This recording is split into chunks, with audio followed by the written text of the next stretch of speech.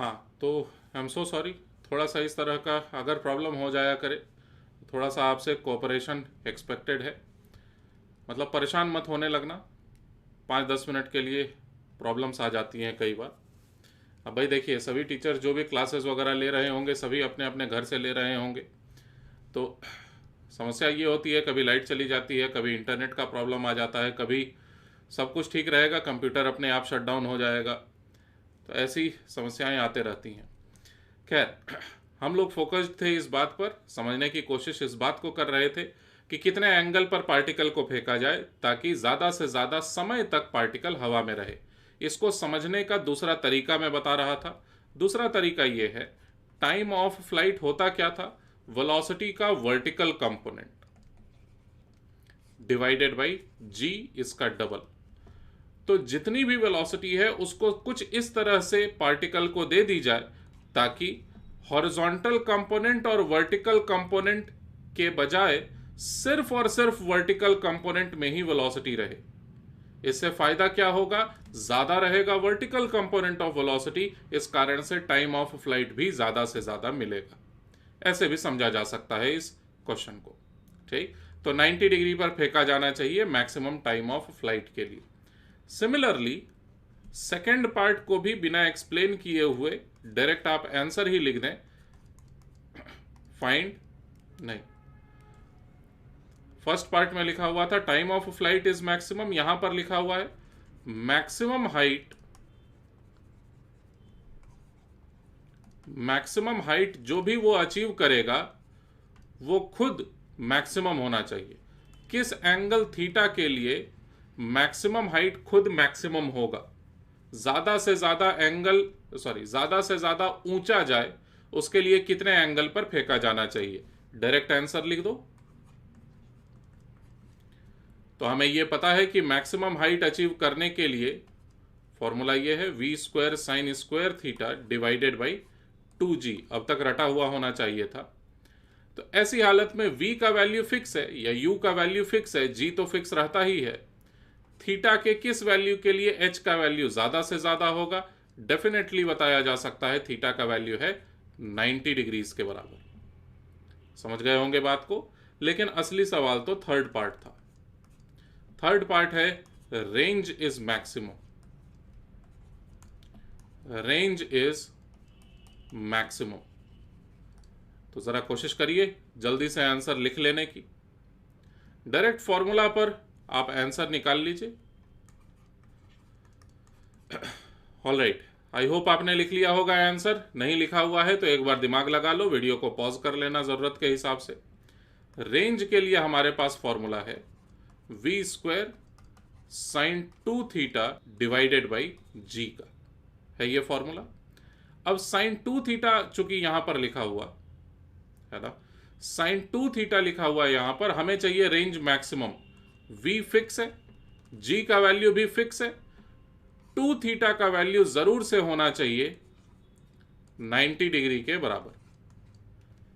ये तीनों पार्ट्स को हम लोग इसलिए कर पा रहे हैं क्योंकि हमें यह पता है कि अगर साइन x कहीं लिखा है ना, तो साइन x इज मैक्सिमम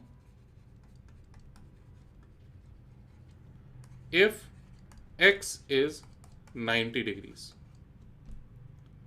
मानते हैं इस बात को? अगर नहीं मानते हैं तो थोड़ा सा ट्रिग्नोमेट्री पर ध्यान दे दीजिए, साइन एक्स के बारे में समझ लीजिए अच्छे से। फिलहाल हम लोग आगे बढ़ रहे हैं। यहां पर x के जगह पर 2 थीटा लिखा हुआ था, इस कारण से हम लोगों ने 2 theta equals to 90 degree set किया और थीटा का वैल्यू इस बार निकल के आया 45 डिग्रीज के बराबर। चलिए इसे एक बार और अच्छे से समझा जाए। माना कि इस तरह से जमीन है, ठीक, इस वाले पार्ट को समझना बहुत ध्यान से जरूरी है। माना कि इस तरह से जमीन है और पार्टिकल को किसी एक जगह से फेंका जा सकता है। मान लो यहां से पार्टिकल को फेंका जा सकता है, स्पीड फिक्स है, ठीक। तो अगर बहुत कम एंगल पर फेंकिएगा तो पार्टिकल ऐसे जाके गिर जाएगा, यहां पर काफी कम एंगल पर फेंका गया।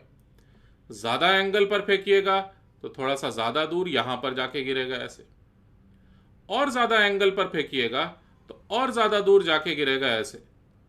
तो आपको यह समझ में आ गया कि अच्छा, एंगल बढ़ा दिए जाने पर ज्यादा दूर जाके गिरता है। तुमने क्या किया, ज्यादा से ज्यादा एंगल यानी 90 डिग्री सेट कर दिया और 90 डिग्री पर फेंक के देखा कि क्या होता है। 90 डिग्री पर फेंक के देखोगे तो सीधे ये ऊपर जाएगा और इसी रास्ते फिर वापस भी आ जाएगा और रेंज का वैल्यू माना जाएगा 0। तो 90 डिग्री पर रेंज होता है 0, 0 डिग्री पर भी रेंज होता है 0। इसी बात को हम लोग बार बार समझ रहे हैं। तो हमें यह समझ में आया कि डायरेक्ट 90 डिग्री कर देने से रेंज ज्यादा हो जाएगा, ऐसा भी नहीं है। हम लोग धीरे धीरे एंगल को अब कम करें अगर, तो दोबारा से ऐसे करके हमें प्रोजेक्टाइल मोशन करते हुए पार्टिकल यहां जाके गिरता हुआ मिलेगा। और थोड़ा सा एंगल कम किया जाए तो पार्टिकल ऐसे करके जाके गिरेगा। और थोड़ा सा एंगल कम कर दिया जाए तो पार्टिकल ऐसे करके जाके यहां पर गिरेगा। गलत कर दिया मैं, ये ऐसे था, ये ऐसे था।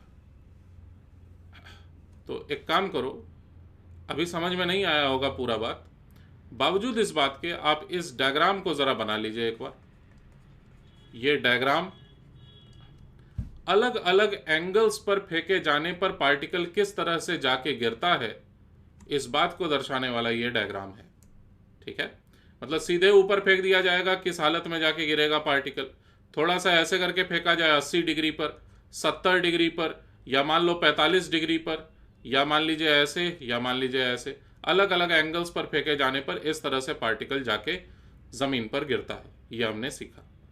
ठीक, और किस एंगल पर सबसे ज्यादा रेंज निकल के आता है, तो ये सबसे ज्यादा रेंज वाला वैल्यू थीटा रहेगा 45 डिग्री के बराबर, जैसा कि फॉर्मूले में हमने देखा। इसको और अच्छे से समझने की कोशिश करते हैं, एक बार में कहां समझ में आता है। हम लोग पुराना कोई इक्वेशन निकालते हैं, horizontal component of velocity, horizontal component of velocity, यहां पर वेलोसिटी का मतलब इनिशियल वेलोसिटी है, multiplied by time of flight, यही होता था ना रेंज। तो टाइम ऑफ फ्लाइट में लिखा हुआ रहता था 2 multiplied by vertical component of velocity.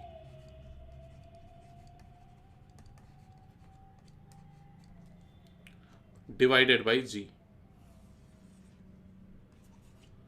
तो मेरा यह कहना है कि अगर आपके पास इस बार वेलोसिटी का वैल्यू है मान लो 50 मीटर पर सेकेंड, ऐसे ही बातचीत कर रहे हैं, मान लीजिए वेलोसिटी का वैल्यू है 50 मीटर पर सेकेंड आपके पास, तो आप इस वेलोसिटी को क्या सेट करना पसंद करेंगे रेंज को ज्यादा से ज्यादा रखने के लिए? इस 50 मीटर पर सेकेंड को केवल हॉरिजॉन्टल डायरेक्शन में वेलोसिटी देने में इस्तेमाल करोगे, या फिर सिर्फ और सिर्फ वर्टिकल डायरेक्शन में वेलोसिटी देना पसंद करोगे?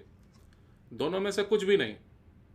अगर आप सिर्फ हॉरिजॉन्टल वेलोसिटी दीजिएगा, वर्टिकल कंपोनेंट नहीं दीजिएगा, तो ये वाला 0 हो जाएगा और रेंज 0 हो जाएगा। ऐसे भी समझा जा सकता है इसे। अगर आप सिर्फ इस वेलोसिटी का इस्तेमाल करके वर्टिकल कंपोनेंट दे दीजिएगा तो हॉरिजॉन्टल कंपोनेंट 0 हो जाएगा, रेंज का वैल्यू दोबारा से 0 मिल जाएगा आपको, जैसा कि हुआ था डायरेक्ट ऊपर फेंकने पर। तो करना क्या पड़ेगा आपको रेंज को ज्यादा से ज्यादा रखने के लिए कि कोई भी वेलोसिटी हो उसका उतना ही हिस्सा आपको वर्टिकल कंपोनेंट सेट करना पड़ेगा जितना कि हॉरिजॉन्टल कंपोनेंट। मतलब दोनों बराबर बराबर कंपोनेंट्स रखने होंगे ताकि रेंज आए मैक्सिमम। यह कैसे पता कि बराबर बराबर कंपोनेंट रखना पड़ेगा? तो आप समझिए इस बात को, v cos थीटा, थीटा का वैल्यू तो 45 डिग्री है, v cos 45 डिग्री और v sin 45 डिग्री दोनों बराबर है कि नहीं है? v/√2 लिखा हुआ है, v/√2 ये लिखा हुआ है। तो मैं बस कहना यह चाहता हूं कि जब रेंज होता है मैक्सिमम, उस वक्त जो हॉरिजॉन्टल कंपोनेंट ऑफ वेलोसिटी है और ये जो वर्टिकल कंपोनेंट ऑफ वेलोसिटी है, ये दोनों ही आपस में बराबर होता है। ठीक, और रेंज ज्यादा से ज्यादा कितना हो सकता है इसका भी वैल्यू साथ में लिख ही लो। मैक्सिमम रेंज का वैल्यू ज्यादा से ज्यादा क्या हो सकता है? तो formula v² divided by g multiplied by sign 2 theta और साइन 2 थीटा में थीटा की जगह रख दो 45 डिग्री, तो ये साइन 90 डिग्री जो कि होता है 1, इसीलिए हट गया ये। यही है ज़्यादा से ज़्यादा पॉसिबल रेंज। मुझे पता है अभी भी आप एकदम अच्छे से नहीं समझ पाए हैं, कुछ और क्वेश्चंस करेंगे तो और ज़्यादा क्लैरिटी आएगी। ठीक, लिखिए नया सवाल। साबित करिए कि show that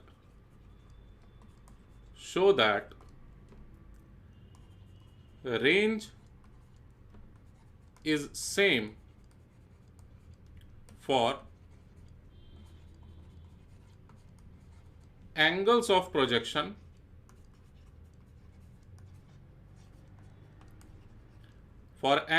projection theta and 90 degrees minus theta. सवाल समझ लीजिए, साबित करिए कि किसी एक पार्टिकल को थीटा पर फेंका जाए चाहे 90 डिग्री माइनस थीटा पर फेंका जाए, रेंज आएगा सेम। इसको जरा प्रूव कर दो तुरंत 2 मिनट के अंदर। वीडियो को पॉज कर लेना आप, तब तक मैं डाउट्स देख लेता हूं।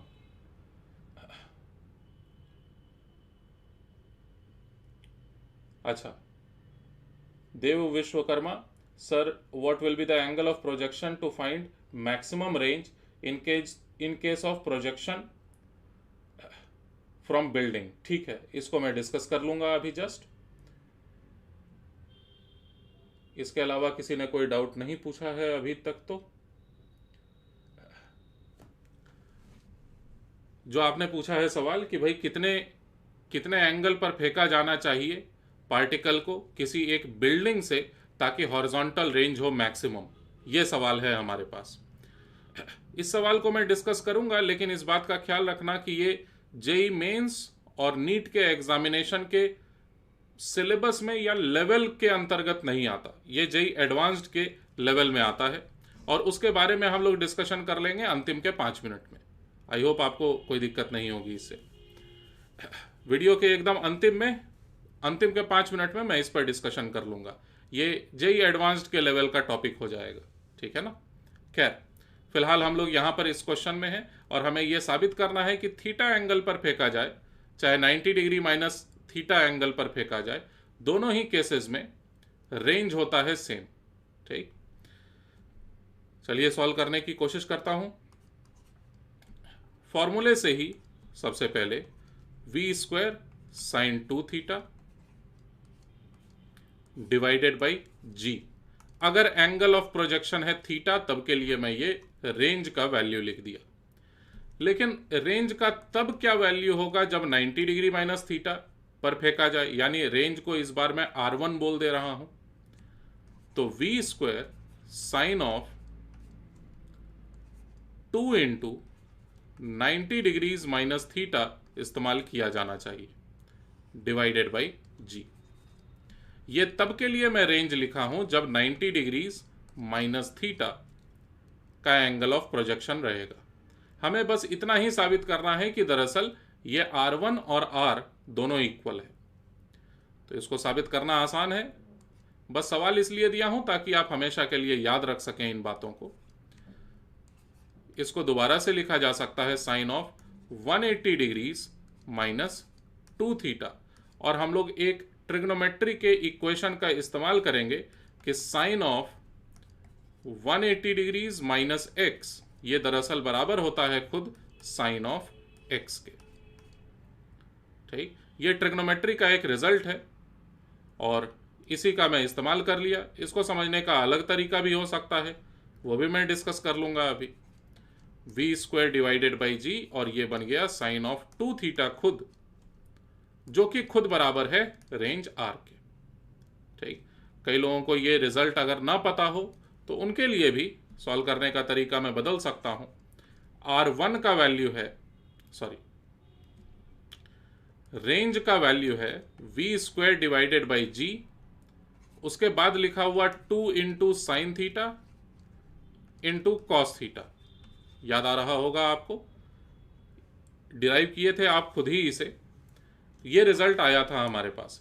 अब R1 का वैल्यू यानी कि 90 डिग्री माइनस थीटा पर अगर पार्टिकल को फेंका जाता है तो कितना रेंज होना चाहिए, ये पता करने के लिए v² divided by g 2 multiplied by sine of यहां लिखा जाए 90 degree minus theta multiplied by cos of 90 degrees minus theta. Theta को मैं रिप्लेस करके 90 डिग्री माइनस थीटा लिख दिया हूं। तो ये देखो क्या बन गया, v square divided by g multiplied by 2 multiplied by, अब इतना तो पता होगा आपको कि साइन 90 डिग्री माइनस थीटा ये बन जाएगा कॉस थीटा, और कॉस 90 डिग्री माइनस थीटा ये बन जाएगा साइन थीटा। तो ये दोबारा से रेंज आर के ही तो बराबर आ गया। तो साबित ये हुआ कि आप चाहे पार्टिकल को थीटा एंगल पर फेंकिए, चाहे 90 डिग्री माइनस थीटा एंगल पर फेंकिए, रेंज रहेगा सेम। एग्जाम्पल के तौर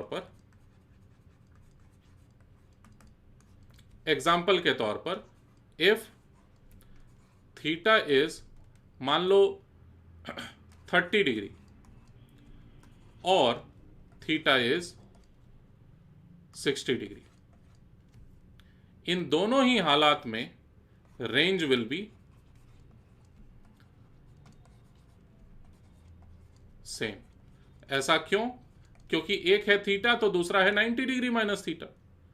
यही तो मैं बता रहा था तब से कि कोई एक एंगल और उसको 90 डिग्री में से घटाने के बाद बचने वाला एंगल, दोनों में से किसी भी एंगल पर पार्टिकल को फेंका जाएगा, रेंज रहेगा इक्वल, जो हम लोगों ने मैथमेटिकली साबित कर दिया।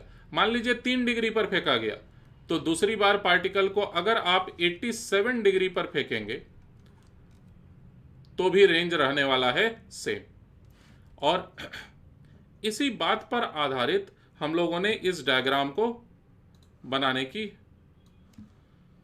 बनाने का कोशिश किए थे कि जमीन पर से पार्टिकल को अगर अलग अलग दिशाओं में फेंका जाएगा ऐसे, तो 0 डिग्री पर फेंकोगे तो यहीं पर गिर जाएगा, ठीक है। 0 डिग्री पर अगर आप फेंकिएगा यहीं पर गिर जाएगा, साथ में 90 डिग्री पर भी फेंकिएगा तो भी रेंज 0 ही रहेगा और यहीं पर गिर जाएगा पार्टिकल।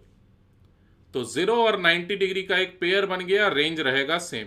अगर 85 डिग्री पर फेंकिएगा तो ऐसे करके जाके गिरेगा अंदाजे से, और ये मान लो 85 डिग्री के लिए है अगर ये, ठीक, 85 डिग्री यहां पर बन रहा है, देखो ये एंगल है 85 डिग्री, जिसको मैं दिखा नहीं रहा हूं, डायग्राम खराब हो जाएगा। और 5 डिग्री पर भी फेंकिएगा तो भी वो वहीं पर जाके गिरेगा पार्टिकल। यही हमने सीखा कि ये 5 डिग्री है। अगर समझ पा रहे हैं मेरी बात को, अगर पार्टिकल को 60 डिग्री के एंगल पर फेंका जाएगा यहां जाके गिरेगा शायद। ये मान लीजिए 60 डिग्री पर फेंके जाने पर का रेंज था, तो 30 डिग्री पर भी पार्टिकल को फेंकोगे तो वो यहीं पर जाके गिरेगा। यही हमने सीखा अभी अभी, ठीक है ना। अगर अच्छा ये 90 डिग्री वाला था, अगर पार्टिकल को 45 डिग्री के एंगल पर फेंकेंगे तो वो ज्यादा से ज्यादा रेंज रखेगा। इस बात को मैं इस नए पाथ से दिखा दिया। यह है 45 डिग्री का एंगल और यहीं पर निकल के आता है मैक्सिमम रेंज।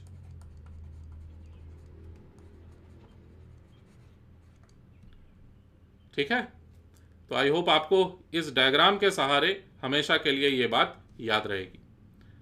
लिखिए नया सवाल, कठिन करने जा रहा हूं, थोड़ा दिमाग पर जोर दीजिएगा। क्या मैं कठिन कर रहा हूं जो सवाल नीट वालों के लिए इंपॉर्टेंट नहीं है? नहीं, ऐसा जरा भी नहीं है। अभी तक जितना भी हम लोग डिस्कशन किए हैं सब कुछ एकदम बेसिक बातें हैं जो सभी को आनी ही चाहिए।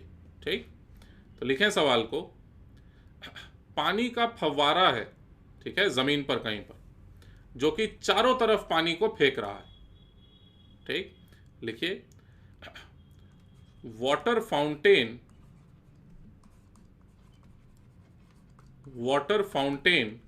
On ground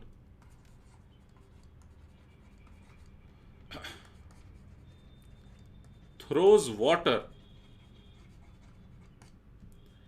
in all directions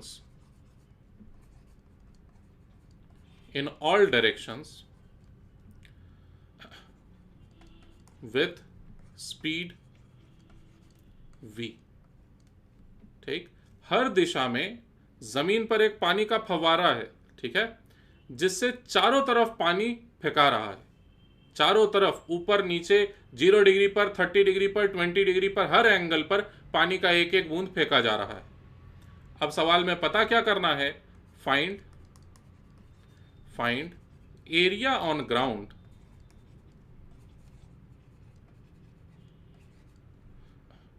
find area on ground which gets wet due to water।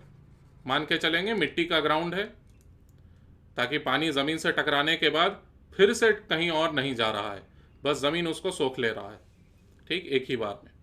तो अगर सवाल को समझ गए तुम खुद से तो सॉल्व करना शुरू कर दो, वीडियो को पॉज कर लेना जरूर से, क्योंकि मैं लगातार बोलते रहूंगा, ठीक है।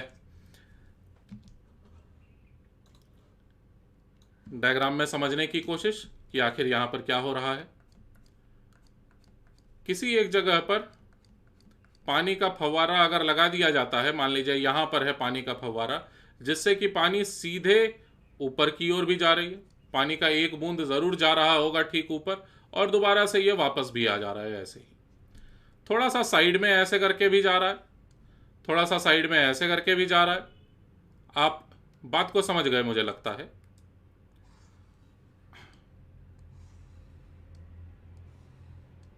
ऐसे करके पानी का फव्वारा है जो हर दिशा में पानी को फेंक रहा है। अब याद रहे, सिर्फ इसी तरफ नहीं फेंक रहा, ये उल्टी तरफ यहां पर ऐसे करके भी फेंक रहा है पानी, ठीक। डायग्राम एकदम अच्छे से नहीं बना पा रहा हूं, लेकिन आप बात को समझ गए होंगे मुझे लगता है।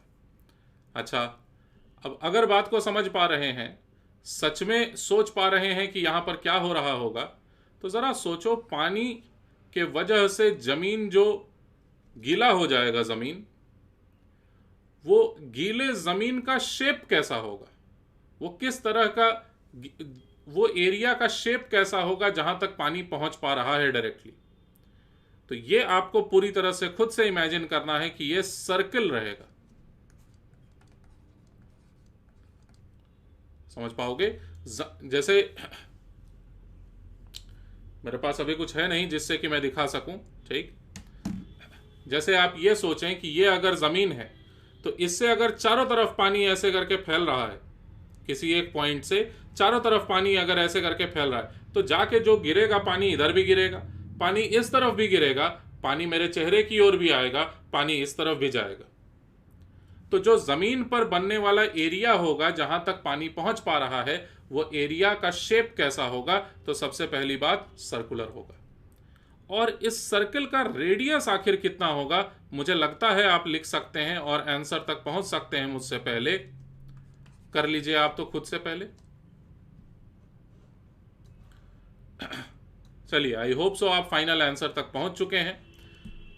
रेडियस जो है, इस सर्कल का जो रेडियस बनेगा, सर्कल के सेंटर पर वही पानी का फव्वारा है, इस सर्कल का जो रेडियस बनने वाला है वो रेडियस रहेगा जो ज्यादा से ज्यादा दूर तक पानी जा सकता है, यानी मैक्सिमम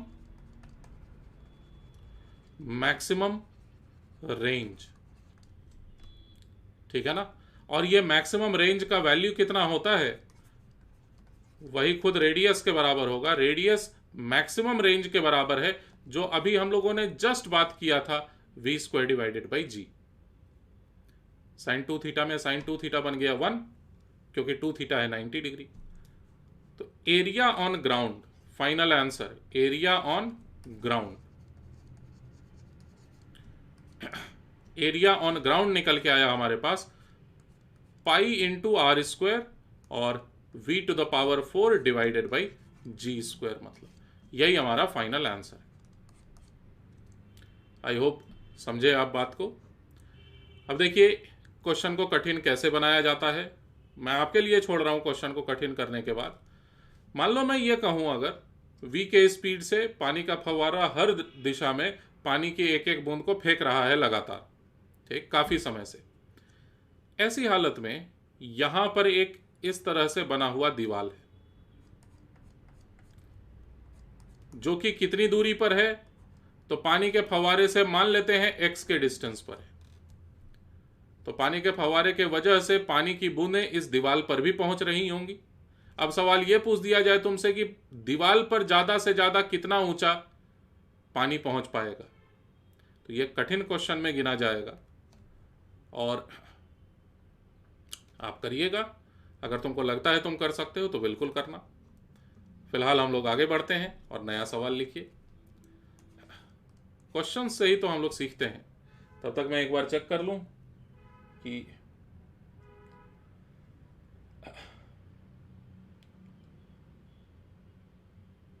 V2 के प्लेस पर U2 होगा। अच्छा, इस प्रोजेक्शन की वेलोसिटी टाइम ग्राफ कैसे बनेगा? Maximum range is radius. ठीक है, बहुत बढ़िया। प्रोजेक्टाइल का वेलोसिटी टाइम ग्राफ कैसे बनेगा? प्रोजेक्टाइल में horizontal component of velocity constant रह जाएगी। किसी का ये सवाल है कि सर वेलोसिटी का ग्राफ कैसे बनेगा टाइम के साथ? तो वेलोसिटी का ग्राफ थोड़ा सा डिफिकल्ट होगा इस बात को समझना ग्राफिकली, मैथमेटिकल इक्वेशंस वगैरह इन्वॉल्व हो जाएंगे। लेकिन हॉरिजॉन्टल कंपोनेंट ऑफ वेलोसिटी ये कांस्टेंट रहने वाला है समय के बीतने के साथ। और वर्टिकल कंपोनेंट ऑफ वेलोसिटी, इसमें किस तरह से बदलाव आएगा? तो ये जीरो होगा घटते घटते टॉप मोस्ट पॉइंट पर, और समय के बीतने के साथ फिर से नेगेटिव भी होते चला जाएगा। तो वर्टिकल कंपोनेंट अलग से, हॉरिजॉन्टल कंपोनेंट अलग से बनाया जा सकता है। ठीक, हाँ, ये काम तुम जरूर कर सकते हो कि स्पीड वर्सेस हाइट का ग्राफ बनाने की कोशिश करो। ये तुम जरूर कर सकते हो। लेकिन वेलोसिटी वर्सेस टाइम का ग्राफ समझ पाना थोड़ा सा डिफिकल्ट होगा, क्योंकि उसमें स्क्वायर रूट वगैरह इन्वॉल्व हो जाएगा, जिसका ग्राफ आपको जानने की जरूरत नहीं है अभी फिलहाल। ठीक है, हम लोग क्वेश्चन की तरफ आगे बढ़ते हैं। देखो, इससे पहले कि क्वेश्चन करूं, थोड़ा मुझे समझाना पड़ेगा आपको। आई होप आप सभी इस वीडियो को देख रहे हैं प्रॉपरली। तो जो कमेंट बॉक्स है ना, उसमें आप कुछ भी मत लिखिए सिवाय डाउट के। यस सर, बहुत बढ़िया सर, सर्किल होगा सर, सर्किल का रेंज मैक्सिमम रेंज के बराबर होगा सर, ये सब कुछ मैं बताऊंगा आपको।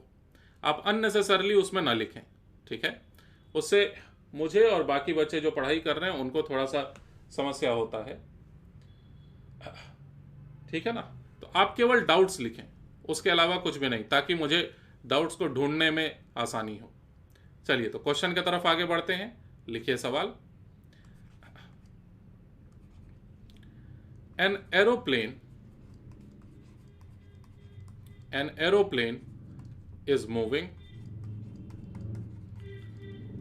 with constant velocity, with constant, लिखें आप नोटबुक में, with constant velocity, कितना वेलोसिटी दे दूं? मान लो 400 मीटर पर second, at a height of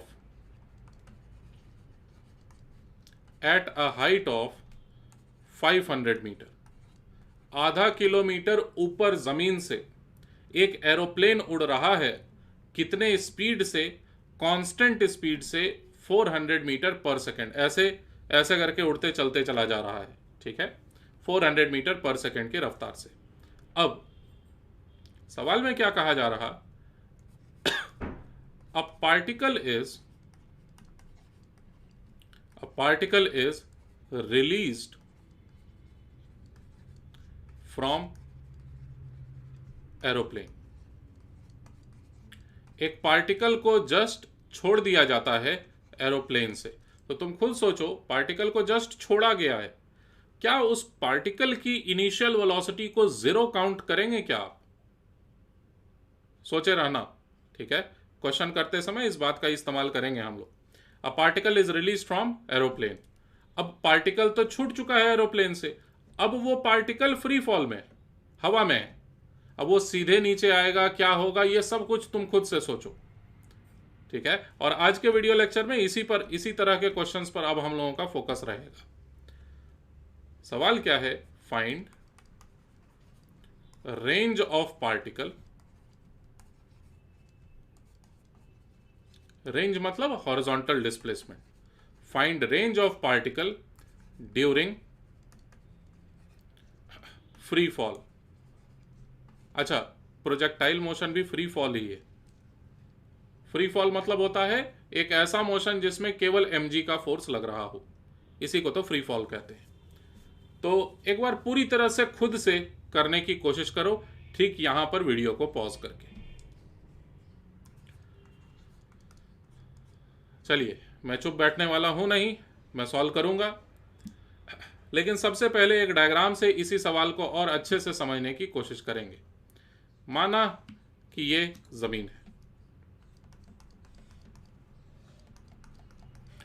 और इस जमीन से अच्छे खासे ऊंचाई पर 500 मीटर की ऊंचाई पर इस तरह से कोई तो एक ये एरोप्लेन है, देखो, ठीक, एरोप्लेन बनाने की कोशिश है ये मेरी।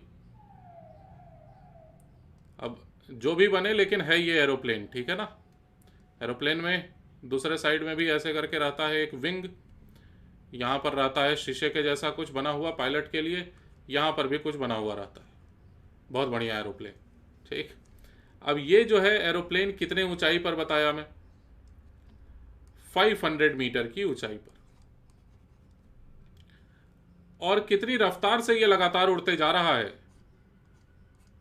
400 मीटर पर सेकेंड के रफ्तार से, ऐसे। अब क्या होता है, मान लो इस एरोप्लेन में ना कोई बम वगैरह कुछ अटैच्ड है, या ऐसा डिस्ट्रक्टिव सोच नहीं रखना चाहिए।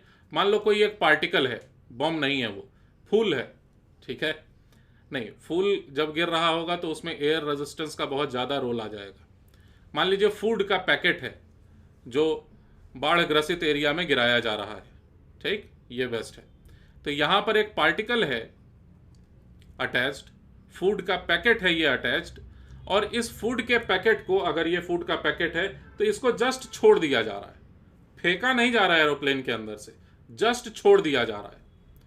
तो आपको यह बताना है कि जब जाके ये जमीन पर गिरेगा, ये हॉरिजॉन्टल कितना डिस्प्लेसमेंट तय करके जमीन पर जाके गिरेगा अपने मोशन के दौरान, फ्री फॉल के दौरान। यह हमने सवाल को समझा, ठीक। तो अब अगर तुम्हें लगता है कि तुम कर सकते हो तो बिल्कुल, आप बिल्कुल करिए क्वेश्चन को सॉल्व मुझसे पहले। मैं एक और स्टेप आगे बढ़ता हूं इस क्वेश्चन में, ठीक। तो देखिए, सबसे पहली बात तो ये कि जैसे ही पार्टिकल छूटेगा इसकी वेलोसिटी क्या रहेगी। क्या इसकी वेलोसिटी को 0 मान लेना चाहिए? नहीं। मान लो कि मैं खुद एरोप्लेन के अंदर में हूं और ये फूड पैकेट है जो कि मैं छोड़ने वाला हूं, तो मेरी वेलोसिटी बताओ पहले कितनी है। तुम जमीन पर हो, ठीक, तुम जमीन पर से मुझे देख रहे हो, मैं एरोप्लेन में हूं, तो मेरी वेलोसिटी 400 मीटर पर सेकेंड। इस फूड पैकेट के पास भी वेलोसिटी है 400 मीटर पर सेकेंड की, और ये लगातार मेरे साथ जा रहा है।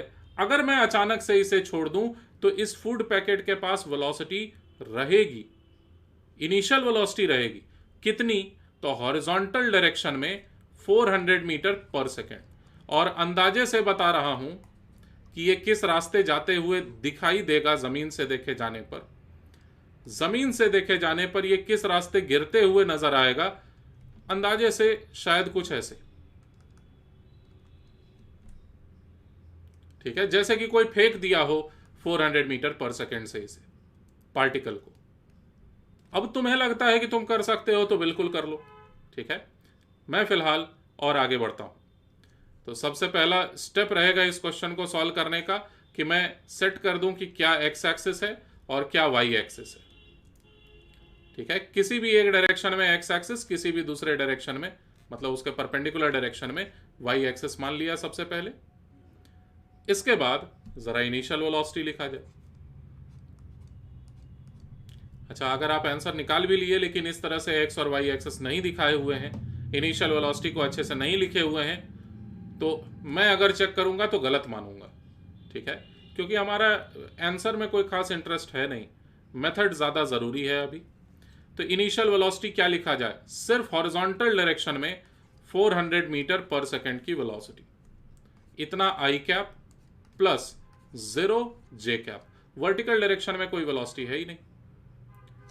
कठिन बात बोलने जा रहा हूं, अगर मैं इस फूड के पैकेट को एरोप्लेन के अंदर से नीचे फेंका होता, मतलब हाथ में ऐसे पकड़ के जोर से नीचे फेंका होता, तो वर्टिकल कंपोनेंट ऑफ वेलोसिटी भी आ जाती नीचे की ओर। नीचे की ओर अगर नेगेटिव माने हैं तो नेगेटिव में आती, ठीक है। लेकिन सवाल के मुताबिक पार्टिकल को केवल छोड़ दिया गया, तो वर्टिकल कंपोनेंट ऑफ वेलोसिटी मानेंगे 0। एक्सेलरेशन ऑब्वियसली -10 मीटर पर सेकेंड स्क्वायर जे कैप में। अब सवाल यह उठता है कि कितना समय लगेगा इसे नीचे तक पहुंचने में। पहले टाइम निकालेंगे और उतने टाइम में होने वाला हॉरिजॉन्टल डिस्प्लेसमेंट देख लेंगे। समझ गए लॉजिक? तो टाइम कितना लगेगा ये कैसे पता किया जाए? पिछले 2 क्लासेस से हम लोग लगातार इस बात को सीख रहे हैं। अब आपसे होना चाहिए था, पार्टिकल जब कभी जमीन पर पहुंचेगा ना, देखो जब कभी पार्टिकल जमीन पर पहुंचेगा, वर्टिकल डिस्प्लेसमेंट इसका गारंटीड है 500 मीटर होगा नीचे की तरफ।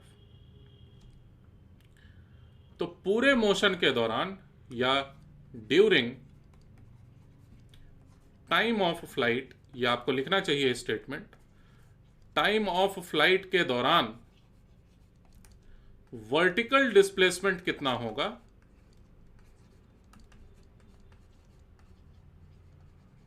वर्टिकल डिस्प्लेसमेंट कितना होगा, तो वो तय है 500 मीटर का। और चूंकि ऊपर की ओर पॉजिटिव माने हुए हैं हम लोग, इस वजह से माइनस में 500 मीटर लिखा जाना चाहिए, ठीक। तो मुझे लगता है अब तक तो कर ही लिए होगे आप, S = ut + ½ at², लेकिन वर्टिकल डायरेक्शन में। तो -500 यूनिट को थोड़ी देर के लिए छोड़ दिया, 0 - ½ 10 × t²। t का वैल्यू आ रहा है, t² 100 के बराबर है, t का वैल्यू निकला हमारे पास 10 सेकेंड्स। 10 सेकेंड में पैकेट पहुंच चुका होगा जमीन पर। और 10 सेकेंड में अगर पैकेट जमीन पर पहुंच चुका होगा तो फिर कितना हॉरिजॉन्टल डिस्प्लेसमेंट हुआ इस दौरान? हॉरिजॉन्टल डिस्प्लेसमेंट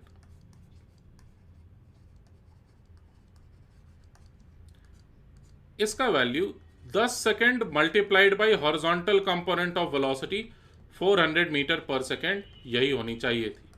तो आंसर बना 4000 मीटर, यानी कि 4 किलोमीटर। और इस क्वेश्चन का देखो कितना बड़ा इंपॉर्टेंस है।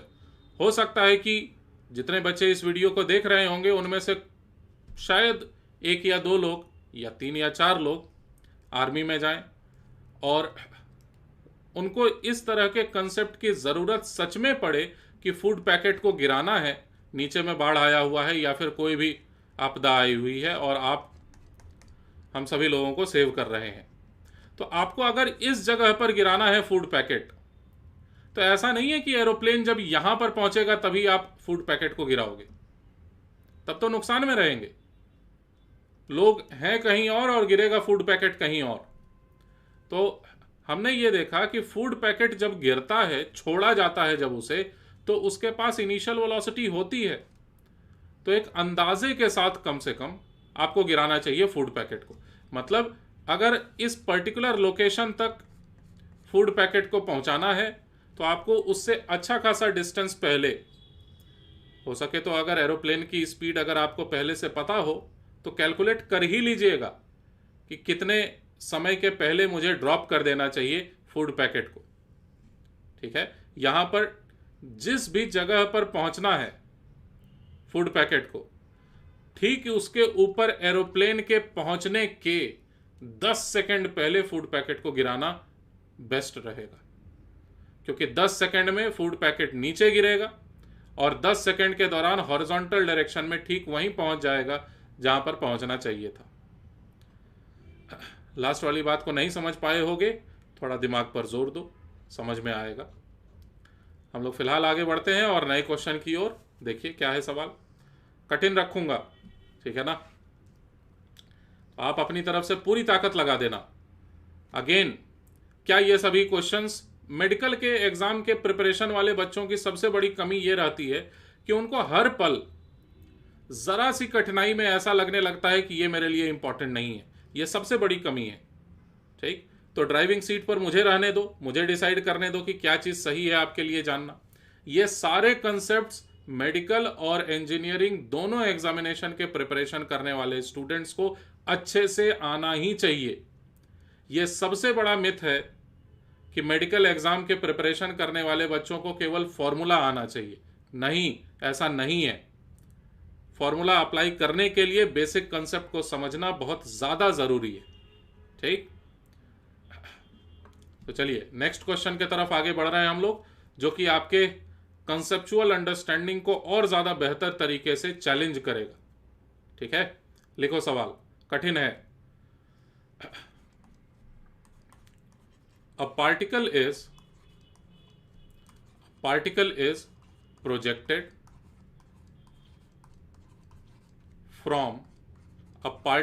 projected from point A aiming towards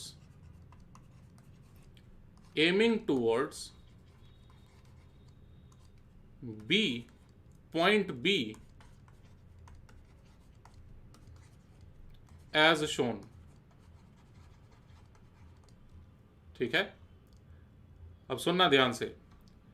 A point से एक पार्टिकल को फेंका गया। मान लो बंदूक है हमारे पास और मैं इस जगह से एम किया किसी दूसरे पॉइंट बी की ओर। ठीक है, और एम करके मतलब मुझे एकदम बंदूक के सीध में वो पॉइंट बी नजर आ रहा है, और ऐसे करके मैं फायर कर दिया। मैं अभी बताता हूं डायग्राम कैसा बना हुआ है। डायग्राम सवाल में दिखाएंगे आप। ऐसा, ये एक बिल्डिंग है, बिल्डिंग की ऊंचाई अभी बताता हूं मैं, और इस तरह से ये जमीन। डायग्राम पहले आप नोटबुक में ड्रॉ कर दीजिए।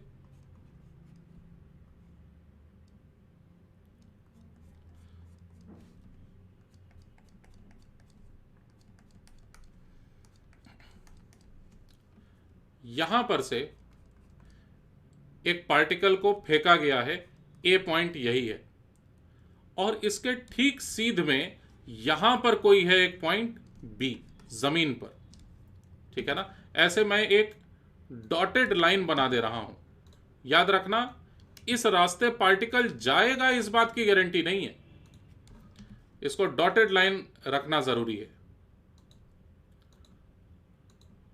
मतलब ए पॉइंट पर बैठ के कोई एक बंदूक से निशाना लगाया बी पॉइंट की ओर, और जो निशाना लगाया है ना पर्सन, उसको यह लगता है कि बंदूक की गोली जो की है वो सीधे जाएगी बिल्कुल और बी पॉइंट को हिट कर देगी, जबकि ऐसा होगा नहीं। ठीक है ना, कैसा होगा? तो बंदूक की गोली जैसे ही ए पॉइंट से चलना शुरू करेगी, वो फिर प्रोजेक्टाइल मोशन करते हुए ऐसे करके कर्व्ड पाथ को फॉलो करके गिरेगी। ये कर्व्ड है। ठीक है, तो बी पॉइंट पर तो नहीं गिरने वाला है वो पार्टिकल, वो बुलेट। लेकिन सवाल के मुताबिक ए पॉइंट से निशाना लगाया गया बी पॉइंट की ओर और पार्टिकल को फायर किया गया। अब सारा इंफॉर्मेशन दे रहा हूं मैं एक एक करके। ये ऊंचाई लिखिए 135 मीटर के बराबर।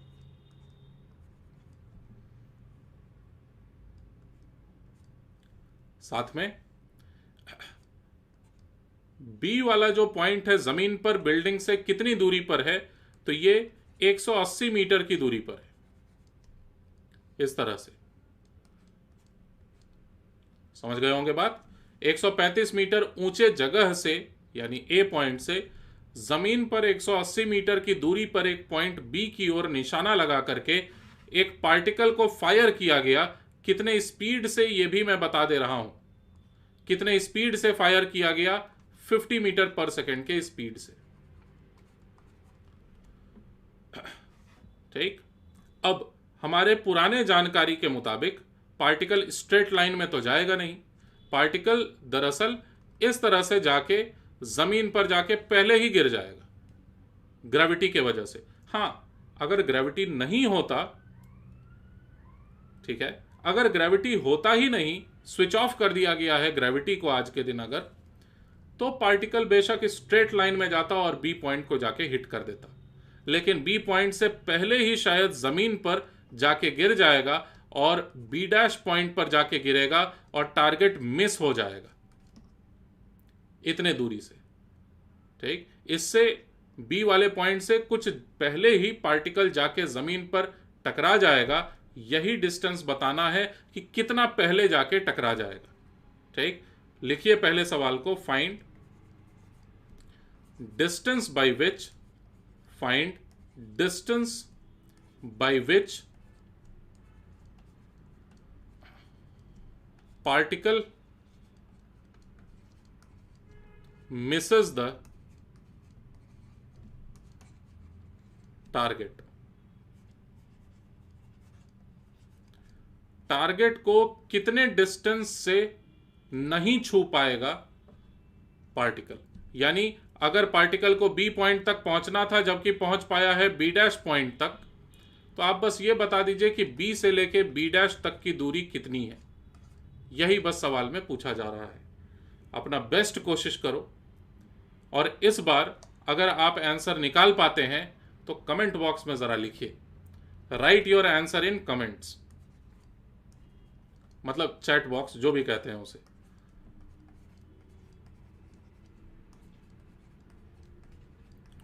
Right your answer in chat box. देखें तो अगर आप कर पाए तो बहुत अच्छी बात है। मैं आपको 1 या 2 मिनट का समय देता हूं। ठीक, अभी कोशिश करो करने का।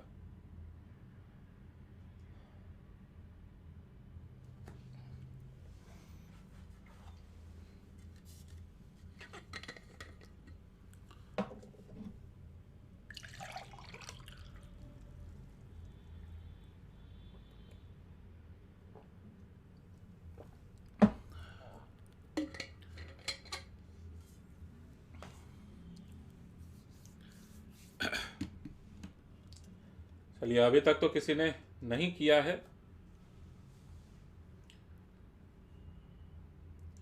अब होता क्या है ना कि जो लाइव में मैं वीडियो बना रहा हूं, मैं कुछ ना कुछ बोलते रहूंगा, ठीक है ना। तुम अपने क्वेश्चन पर ध्यान दो, मेरी बातों पर अभी कुछ देर के लिए ध्यान मत दो। मैं ये बोल रहा हूं कि जब मैं ये लगातार अभी बोल रहा हूं, उसको 5 या 6 सेकंड लग जाता है लाइव टेलीकास्ट होने में यूट्यूब पर। उसके बाद आप क्वेश्चन को पढ़ते हैं, उसके बाद क्वेश्चन को अटेम्प्ट करते हैं, तो काफ़ी ज़्यादा डिले हो जाता है इस दौरान। लेकिन फिर भी एक क्वेश्चन में तो कोशिश कर ही सकते हैं हम लोग। चलिए, किसी ने जवाब तो दिया है 102, लेकिन चूंकि यूनिट नहीं बताया गया इस वजह से नहीं मान्य है ये आंसर। यूनिट बताना ज़रूरी है। आप सेंटीमीटर में बता रहे हो, किलोमीटर में बता रहे हो, ये मुझे कैसे पता चलेगा।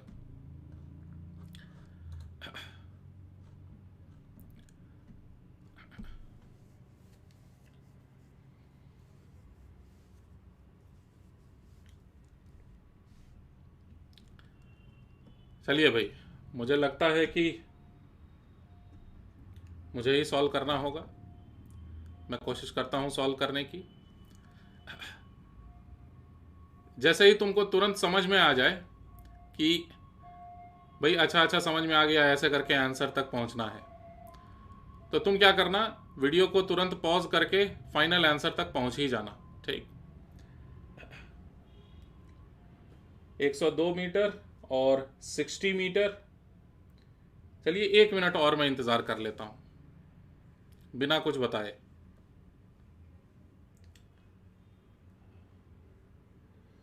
(150√3 मीटर।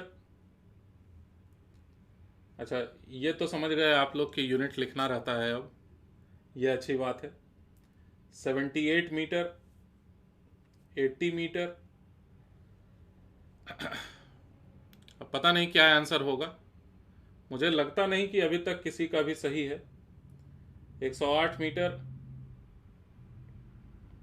अच्छा, एक ही पर्सन ने दो दो जवाब दिया है, 102 मीटर भी 108 मीटर भी। याद रखना, मैं रेंज नहीं पूछ रहा हूं, है ना। मैं ये हॉरिजॉन्टल रेंज पूछा ही नहीं हूं। मैं आपसे पूछा हूं कि बी से लेके बी डैश तक की दूरी कितनी होगी, ठीक है ना। तो अंतिम 30 सेकंड।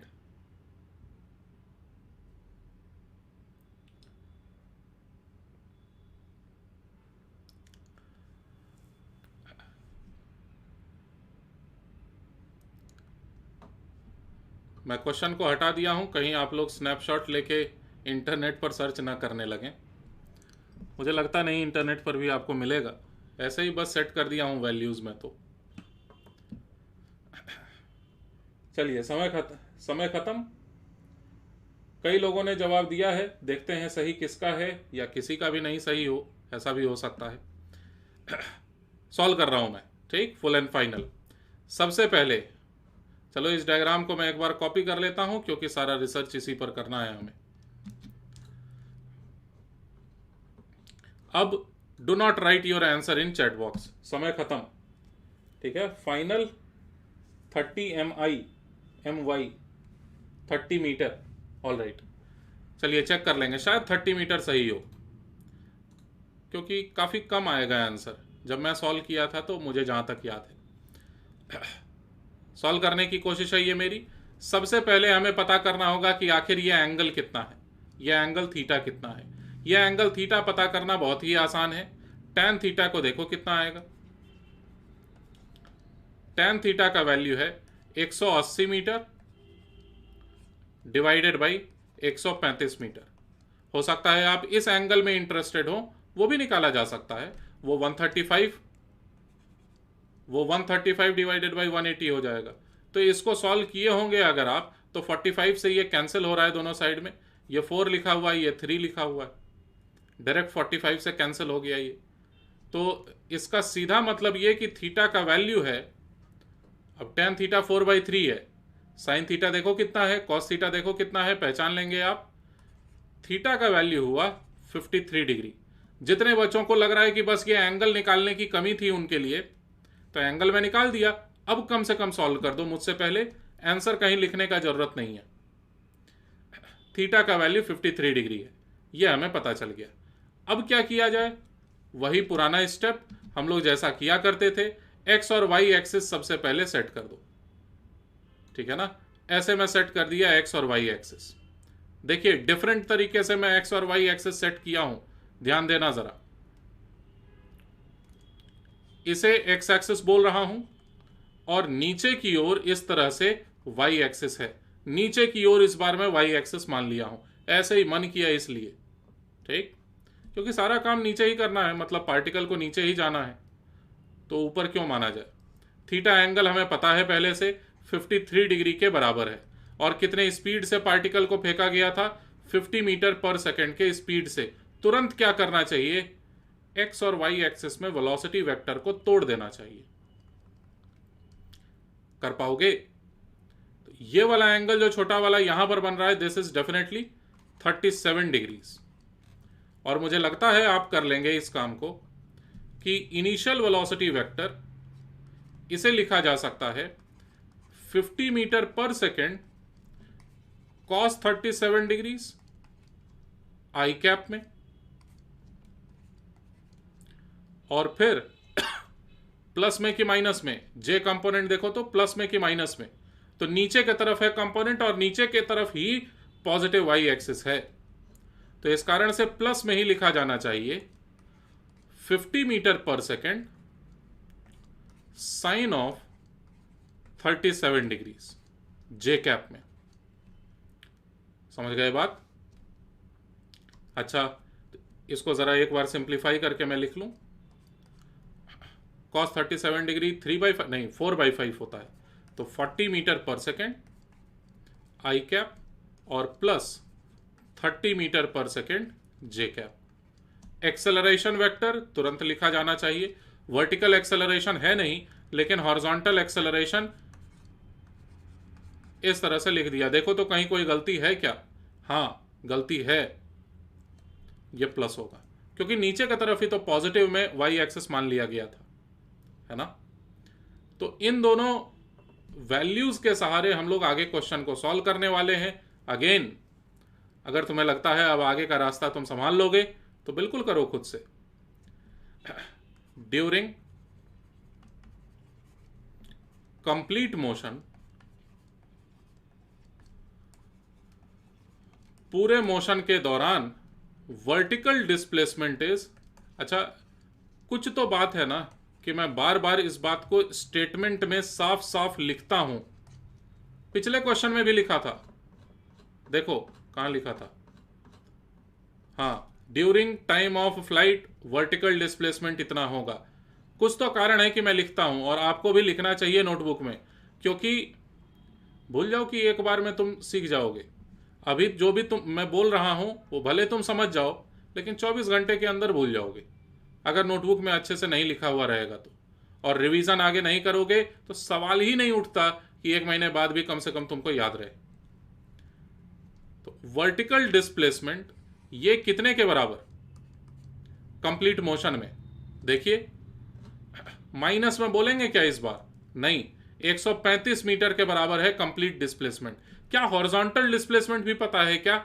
नहीं, क्योंकि बी पॉइंट पर थोड़ी ना गिर रहा है पार्टिकल।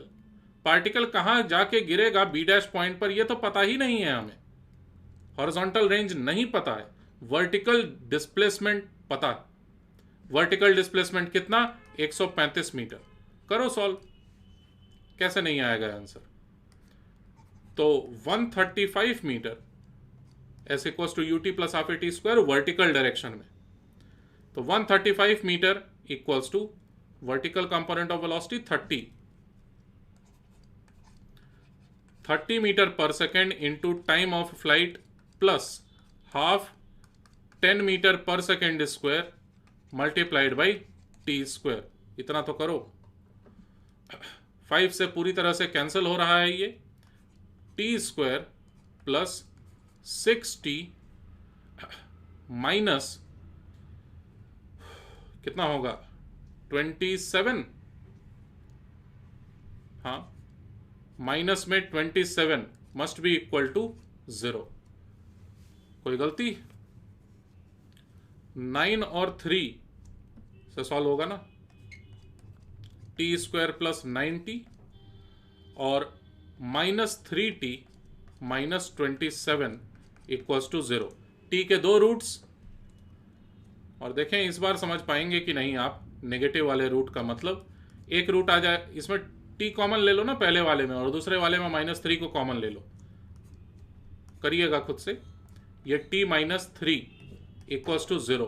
तो दो रूट्स बने हमारे पास t के लिए। पहला है 3 सेकेंड पॉजिटिव वाला, जिसे हम लोग सही मान के चलेंगे, लेकिन दूसरा एक और रूट है t इक्वल्स टू माइनस में 9 सेकेंड्स। पता नहीं क्या है इसका मतलब, लेकिन 3 सेकेंड में पार्टिकल जमीन पर होगा। और इस 3 सेकेंड के दौरान हॉरिजॉन्टल डिस्प्लेसमेंट कितना हो चुका होगा? हॉरिजॉन्टल डिस्प्लेसमेंट, हॉरिजॉन्टल डिस्प्लेसमेंट इसका वैल्यू निकल के आएगा कितना था? Horizontal component of velocity 40 metre पर सेकेंड मल्टीप्लाइड बाई 3 सेकेंड, है ना? यही है हॉरिजॉन्टल डिस्प्लेसमेंट। एक बार कंफर्म कर लूं, 40 ही है ना हॉरिजॉन्टल वेलोसिटी, हाँ। तो 120 मीटर की दूरी पर जाके गिरेगा ये पार्टिकल, और 120 मीटर कौन सा वाला डिस्टेंस है? तो देखो ये वाला डिस्टेंस है 120 मीटर। बी डैश की जो दूरी है ये 120 मीटर है, यहां से लेके यहां तक। तो बी से लेके बी डैश तक की दूरी कितनी हुई, जो कि हमारा आंसर होने वाला है वह है 60 मीटर का। ठीक है, ये हमारा सही आंसर, ये मानते हुए कि जी का वैल्यू 10 मीटर पर सेकेंड स्क्वायर है। तो देखें अभी तक किसी का सही आंसर आया कि नहीं। 90 मीटर, 30 मीटर, 108, 78, 80, हाँ, एक पर्सन ने 60 मीटर सही आंसर दिया था। अब उस पर्सन का नाम क्या है इस बात की कोई गारंटी नहीं है।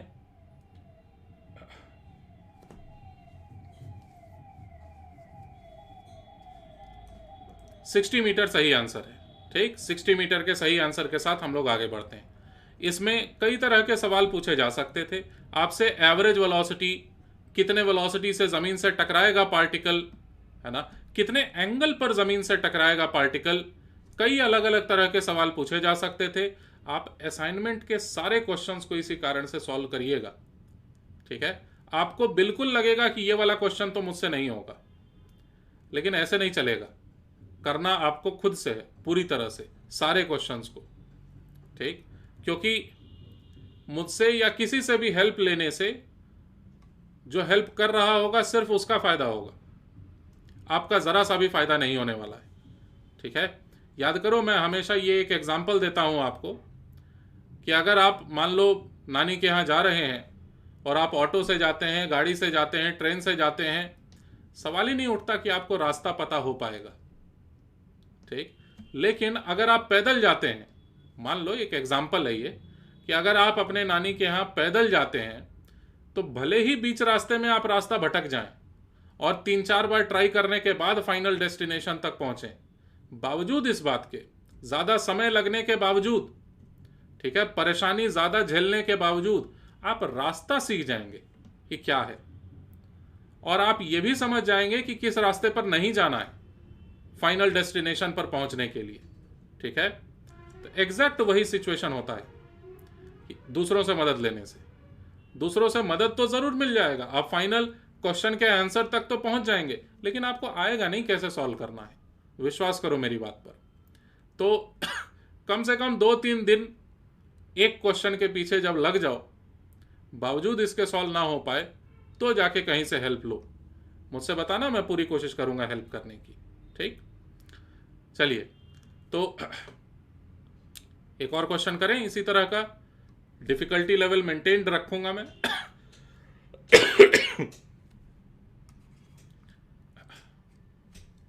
क्वेश्चन लिखो।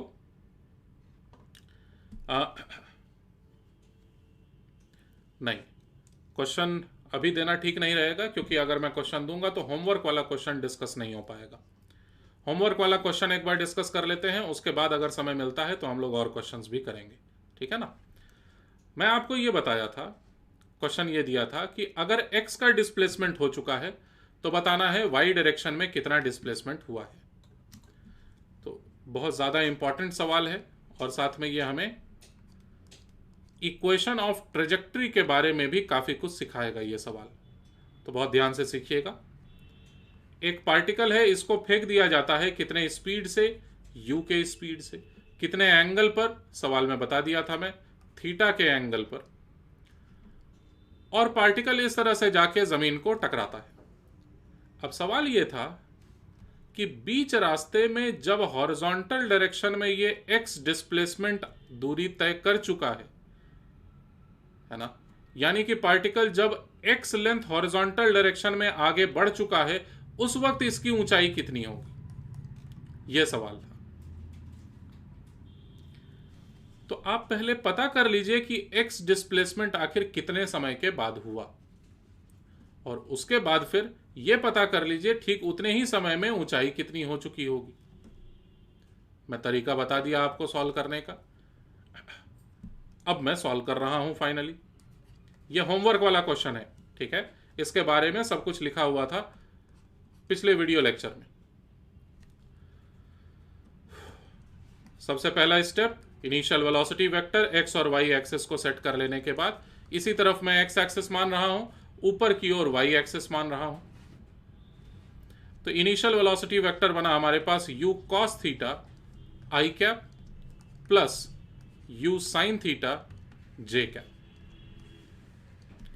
एक्सेलरेशन वेक्टर माइनस में g j कैप के बराबर। आई होप क्लियर है ये बात। इसके बाद फिर मान लेते हैं कि डेल्टा टी टाइम लगा x डिस्प्लेसमेंट को कवर करने में। लेट पार्टिकल कवर्स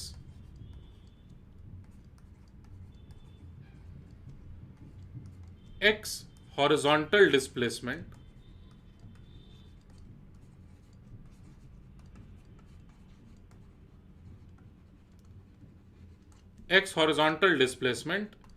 इन टाइम डेल्टा टी, चलो मान लेते हैं, माना कि डेल्टा टी टाइम में पार्टिकल हॉरिजॉन्टल डायरेक्शन में x दूरी तय कर लेगा।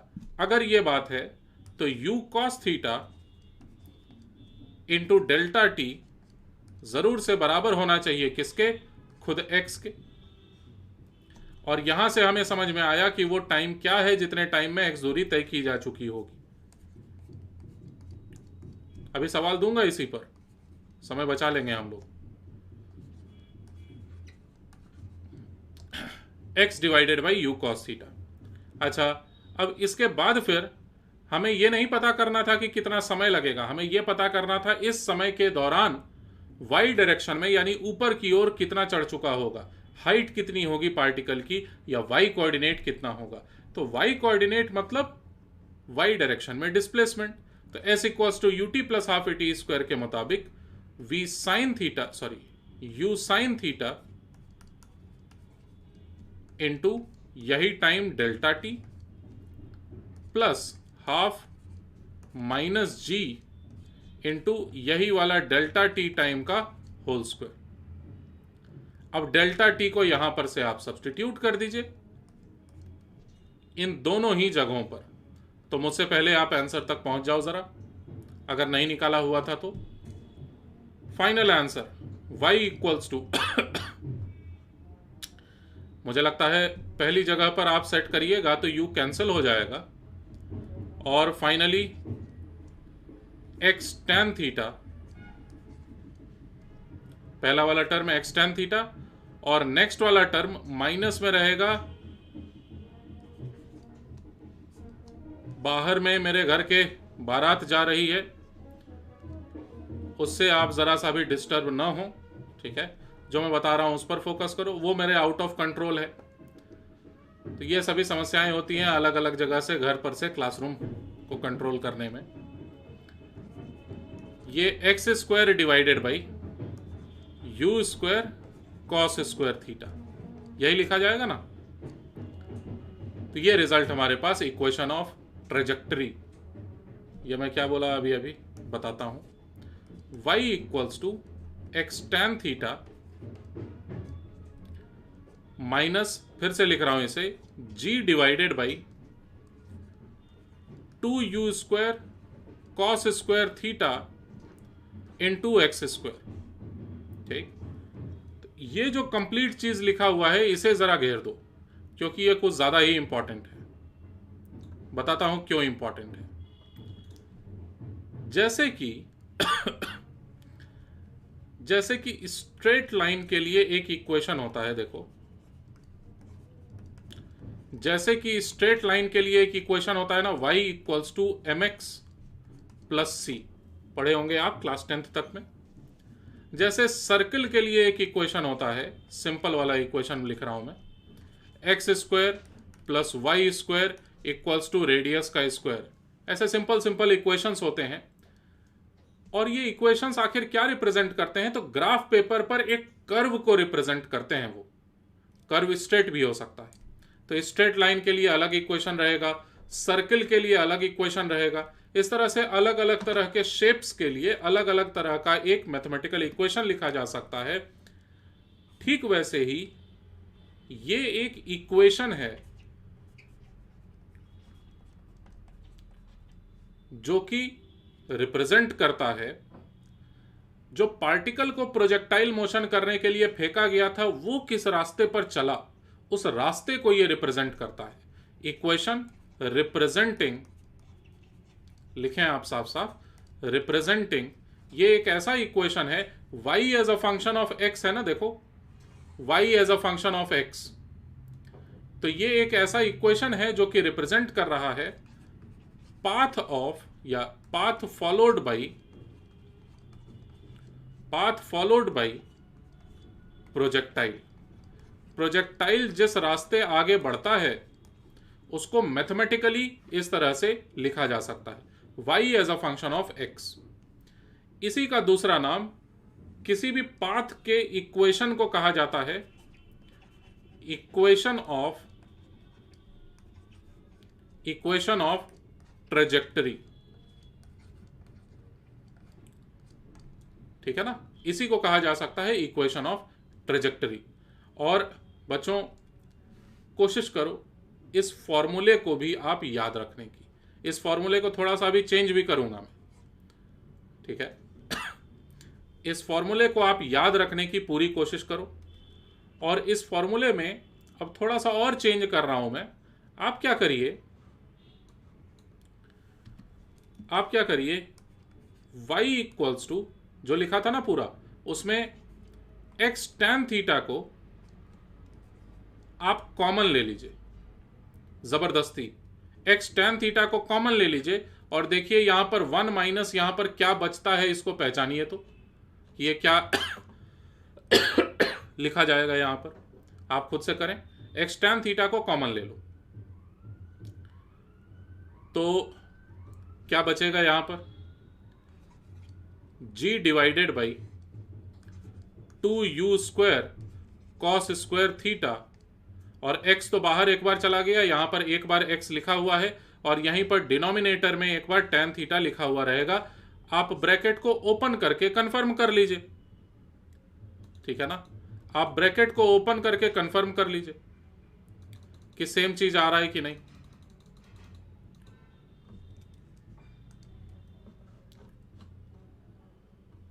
अब इसे मैं पहचानने की बात कर रहा था। tan थीटा को अगर लिख दिया जाएगा sin theta divided by cos theta, अब तो पहचानो कि ये क्या लिखा हुआ है।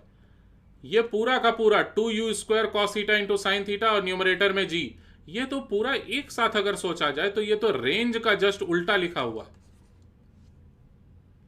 तो इक्वेशन ऑफ ट्रेजेक्ट्री को लिखने का दूसरा तरीका हो सकता है y equals to x into tan theta, और ब्रैकेट में लिखा हुआ है फिर 1 minus x divided by range.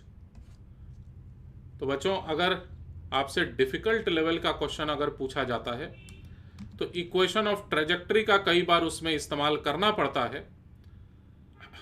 अगर आपको कभी जरूरत पड़ेगा डिफिकल्ट क्वेश्चंस का, या अगर आपको लगेगा कि भाई आप जेईई मेंस लेवल एकदम अच्छे से प्रिपेयर कर चुके हैं, पूरी तरह से कॉन्फिडेंट जब आप हो जाएंगे रेस्ट एंड मोशन चैप्टर में, तो एक बार मुझे बताइएगा, मैं पूरी कोशिश करूंगा आपके कॉन्फिडेंस को तोड़ने का। आप समझदार हैं आगे। चलिए तो समय कम बचा हुआ है, 2 ऑप्शन है हमारे पास, कुछ क्वेश्चंस कर लिए जाएं इक्वेशन ऑफ ट्रेजेक्ट्री पर बेस्ड, या जिस मेथड से हम लोगों ने इसे डिराइव किया। और दूसरा उपाय यह है कि एक मैं बोला था ना अंतिम के 5 मिनट में डिस्कशन करूंगा मैं किसके बारे में, हाँ, बिल्डिंग पर से पार्टिकल को फेंका जाएगा तो मैक्सिमम हॉरिजॉन्टल रेंज कितना होगा। ठीक है, चलिए। अब मुझे ये डर लग रहा है, मैं तो बता दूंगा लेकिन आप समझ पाएंगे कि नहीं। नहीं भी समझ पाइएगा तो घबराइएगा मत, ठीक है। मेथड थोड़ा सा अजीब सा रखूंगा, और बच्चों किसी भी बुक से पढ़ोगे ना अगर आप, या किसी भी दूसरे लेक्चर को देखोगे, तो शायद ही आपको इस पर किया हुआ कहीं पर भी डिस्कशन मिलेगा। अगर मिलेगा भी तो बहुत ज्यादा मैथमेटिकल होगा वो, लेकिन आंसर इसका बड़ा जबरदस्त आता है, जिससे कि मैंने खुद से ही कोशिश किया है डेवलप करने का एक मेथड, जिससे बच्चों को बताया जा सके। खैर चलिए, u के स्पीड से पार्टिकल को फेंका गया इस तरह से, और पार्टिकल जमीन पर जाके गिरा ऐसे, और कितने ऊंचाई से फेंका गया था, ये कोई एक बिल्डिंग थी, ठीक है ना। कितने ऊंचाई से फेंका गया, h ऊंचाई से फेंका गया। तो सबसे पहली बात ये, यूजिंग एनर्जी कंजर्वेशन। अब तुम बोलोगे सर ये कहां से आ गया, तो आप मुझे बताइए सवाल कहां से आ गया। अब आप पूछे हैं तो मैं कंप्लीट कर रहा हूं इसे, जैसे मन में आएगा मुझे वैसे मैं सॉल्व करूंगा। जेईई मेंस नीट दोनों के ही सिलेबस में ये नहीं है, ठीक। जेईई एडवांस्ड वालों का कोई ठिकाना नहीं है, इस वजह से बस मैं बता दे रहा हूं। जमीन पर जाके जब ये टकराएगा तो इसकी स्पीड हो चुकी होगी एनर्जी कंजर्वेशन का इस्तेमाल करके square root of u square plus 2gh, इतनी स्पीड होने की गारंटी है। कहां गिरेगा पता नहीं, वो निर्भर करता है कितने एंगल पर फेंका गया पार्टिकल को, ठीक है। कितने एंगल पर जमीन पर पहुंचेगा पता नहीं, रेंज क्या होगा पता नहीं, टाइम ऑफ फ्लाइट क्या होगा पता नहीं। वो सारी बातें निर्भर करती हैं इस बात पर कि कितने एंगल पर पार्टिकल को फेंका गया है। यहां से अल्फा एंगल पर मान लो फेंका गया, लेकिन कितने स्पीड से जमीन से टकराएगा यह एनर्जी कंजर्वेशन से बताया जा सकता है। अब नेक्स्ट बात, जितने भी तरह के पूरे रास्ते के दौरान वेलोसिटीज होंगे, उन सारे वेलोसिटीज को मैं एक डायग्राम में रिप्रेजेंट करने की कोशिश करता हूं। देखो, ये है इनिशियल वेलोसिटी वेक्टर, ठीक, एकदम शुरुआती वेलोसिटी। अच्छा, ये कितने एंगल पर है? ये है अल्फा के एंगल पर, ठीक।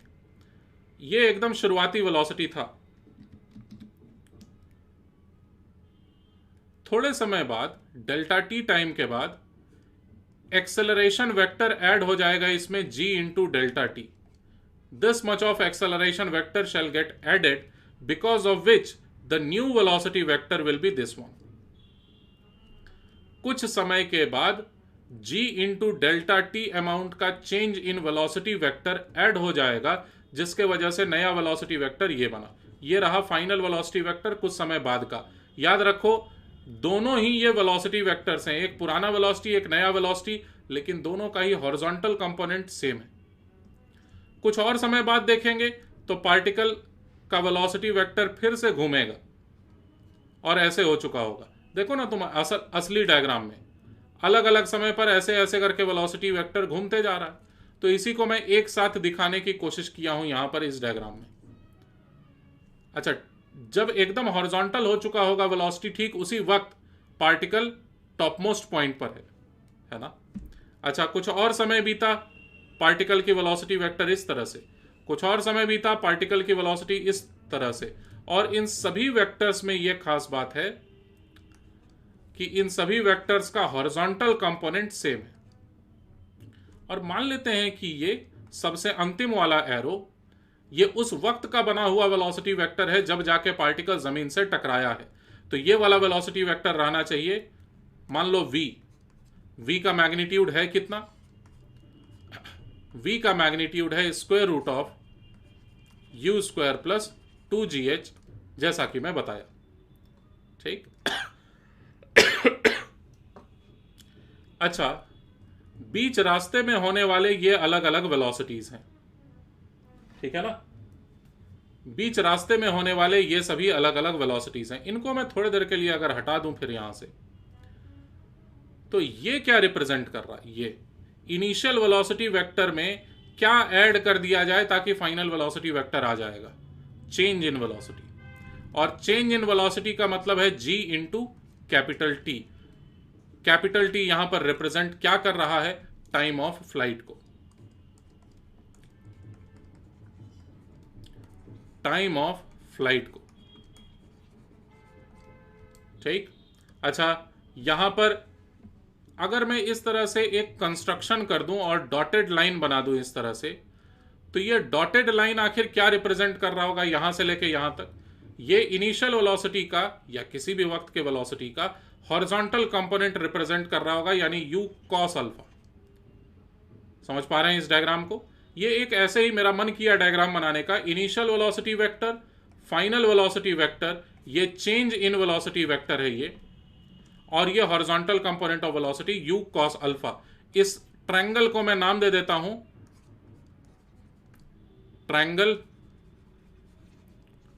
ट्रायंगल, सपोज ट्रायंगल 1, ठीक है। अब जरा सोचो, इस ट्रायंगल 1 का एरिया क्या होगा? एरिया ऑफ ट्रायंगल 1, ट्रायंगल 1 का एरिया क्या होगा? हाफ बेस इंटू हाइट होता है ऐसा। तो बेस आप इसे मानिए, दिस इज बेस, तो हाइट क्या रहेगा? u cos अल्फा हाइट हो जाएगा। तो हाफ बेस, बेस का मतलब g इंटू टी, और हाइट का मतलब u cos अल्फा। तो अगर आप पहचान सकें तो कैपिटल T यहां पर लिखा हुआ है और u cos अल्फा यहां पर लिखा हुआ है। अगर आप पहचान सकें तो यह हॉरिजॉन्टल कंपोनेंट ऑफ वेलोसिटी को टाइम ऑफ फ्लाइट से गुना किया गया है, तब g/2 से मल्टीप्लाई कर दिया गया है इसे, तब जाके मिला एरिया ऑफ ट्रायंगल। तो एरिया ऑफ ट्रायंगल को मैं दोबारा से लिख सकता हूं g/2 मल्टीप्लाइड बाई क्या? रेंज। कहां से आ गया ये रेंज? देखो ना तुम, horizontal component of velocity multiplied by time of flight के बराबर है ये, तो g/2 मल्टीप्लाइड बाई रेंज है ये, ठीक। कुछ बच्चे सोच रहे होंगे पता नहीं क्या चल रहा है, सोचते रहो। अब भाई कुछ बातें तो ऐसी होंगी ही जो सभी के लिए नहीं रहेंगी। तो g/2 मल्टीप्लाइड बाई रेंज। अब सवाल में यह कहा गया था कि भाई रेंज कब किस हालत में मैक्सिमम होगा, तो मैं चालाकी ये करूंगा, रेंज को मैक्सिमम रखने के लिए कहा गया है, मैं रेंज को मैक्सिमम रखने के बजाय क्लास 10th तक की ज्योमेट्री यूज करूंगा और इस ट्रायंगल के एरिया को मैं मैक्सिमम रखने की कोशिश करूंगा। इस ट्रायंगल के एरिया को मैं मैक्सिमम रखने की कोशिश करूंगा। ठीक है, इस ट्रायंगल में क्या खास बात है? इस ट्रायंगल में यह खास बात है कि इनिशियल वेलोसिटी का मैग्नीट्यूड है u, अगर यह फिक्स है, और फाइनल वेलोसिटी का मैग्नीट्यूड यह भी फिक्स है, square root of u square plus 2gh। बस ये एंगल वेरिएबल है। यहां पर ये बनने वाला ये जो एंगल है ना, ये एंगल वेरिएबल है, और इस एंगल अल्फा के वेरिएशन के बाद हमें पता करना है किस अल्फा के लिए इस ट्रायंगल का एरिया आता है मैक्सिमम। बस हमें यही तो पता करना है। तो अब तुम सोचो,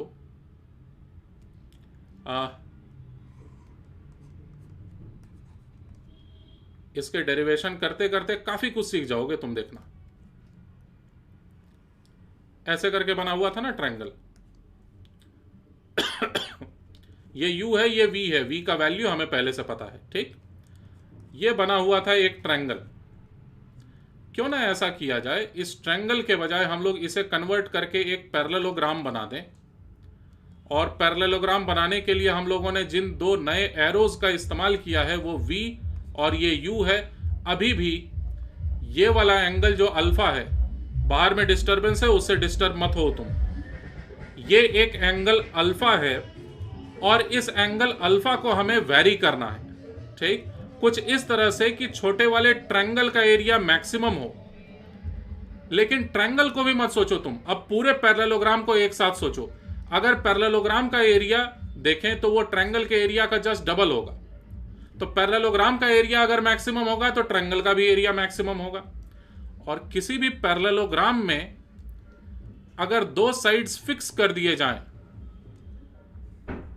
ये एक पैरेललोग्राम है मान लो, इसका एक साइड है a, दूसरा साइड है b, और ये दोनों निश्चित हो गए a और b, और ये एंगल को अगर मैं थीटा बोल दूं तो किस थीटा के लिए इस पूरे पैरेललोग्राम का एरिया मैक्सिमम होगा?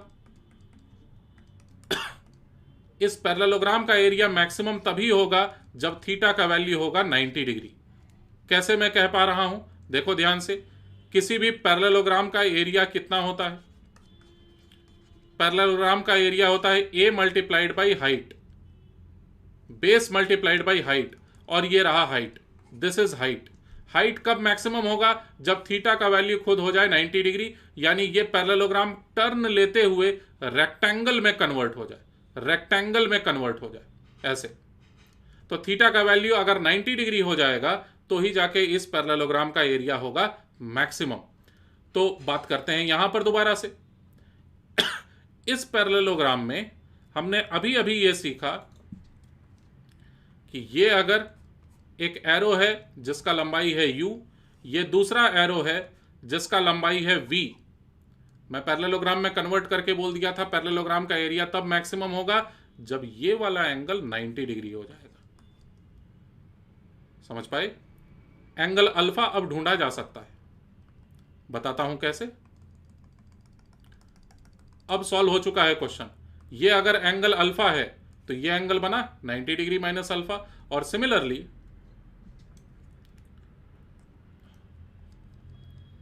ये एंगल अल्फा है तो ये वाला एंगल बना 90 डिग्री माइनस अल्फा, जिस कारण से ये एंगल बना अल्फा, और tan अल्फा का वैल्यू लिखा जा सकता है अब u divided by v।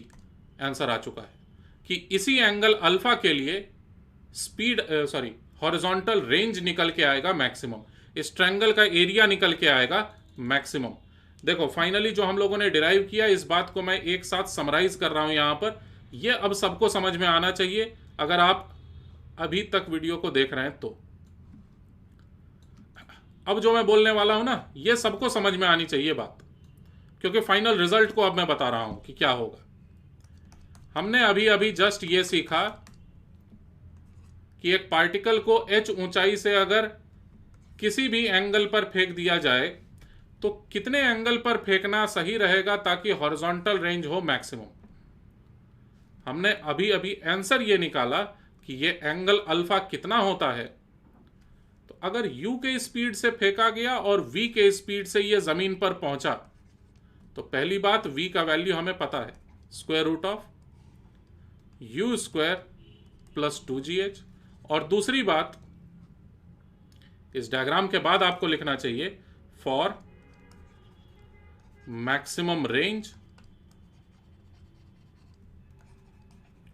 For maximum range tan alpha equals to, आपने निकाला ना इस चीज को, tan अल्फा इक्वल्स टू, कुछ गलती तो नहीं किया अंत में जाके, tan alpha equals to u divided by v, सही लग रहा है। हाँ, tan alpha equals to u divided by v, v के जगह मैं सब्सटीट्यूट कर देता हूं square root of u square plus 2gh। तुम ऐसे भी सोच सकते हो कि अगर जमीन से ही फेंका गया होता, बिल्डिंग से नहीं फेंकते, तो h का वैल्यू कितना होता, 0। अगर h का वैल्यू 0 सेट कर देते हो आप यहां पर, तो डिनोमिनेटर इसका u बन जाएगा, न्यूमरेटर भी u 1 बन जाएगा। ये ओवरऑल अल्फा का वैल्यू आ जाएगा 45 डिग्री अगर अगर h का वैल्यू आया 0 तब। ठीक है, आई होप आप इस बात को फॉलो कर पाए, समझ भी पाए। नहीं भी समझ पाए कोई बात नहीं, आप इसको फाइनल रिजल्ट के तरह इस्तेमाल कर सकते हैं कठिन क्वेश्चंस में। और वो भी नहीं समझ पाए तो कोई बात नहीं, ये जेई मेंस और जेई मेंस और नीट के एग्जामिनेशन में पूछे जाने वाला टॉपिक नहीं है। किसी भी फॉर्म में इस पर डिस्कशन करना ठीक नहीं था। जेई एडवांस्ड के प्रिपरेशन अगर हम लोग इन वीडियो लेक्चर्स से कर रहे होते अगर, तो इस क्वेश्चन का डिस्कशन करना ठीक था। ठीक है, इस पर हम लोग दोबारा से चर्चा नहीं कर पा रहे होंगे। अगर आपको इस पर और कुछ पूछना हो तो आप अलग से मुझे पर्सनली मैसेज कर सकते हैं। ठीक, होमवर्क फ्री फॉल पर ऑलरेडी असाइनमेंट दिया हुआ था, उसको कंप्लीट करने के बाद प्रोजेक्टाइल मोशन पर दिए हुए सारे क्वेश्चंस, यानी असाइनमेंट नंबर 7 के हर क्वेश्चन को सॉल्व करने के लिए पूरा जी जान लगा दो। ठीक है, कहीं से कोई मदद मत लो और पूरी तरह से खुद से सॉल्व करो। ठीक, नेक्स्ट क्लास में हम लोग बात कर रहे होंगे थोड़ा सा, बस 15 से 20 मिनट और बाकी है प्रोजेक्टाइल मोशन का डिस्कशन, जिसमें हम लोग इंक्लाइन प्लेन पर अगर पार्टिकल को फेंका जाएगा तो क्या होता है, इसको समझने की कोशिश करेंगे 15 से 20 मिनट में। ठीक, बहुत ज़्यादा डिटेल में नहीं। और उसके बाद फिर हम लोग रिलेटिव वेलोसिटी, जो कि अंतिम टॉपिक है रेस्ट एंड मोशन चैप्टर का, उस पर डिस्कशन करेंगे। ठीक है, मिलते हैं नेक्स्ट वीडियो लेक्चर में।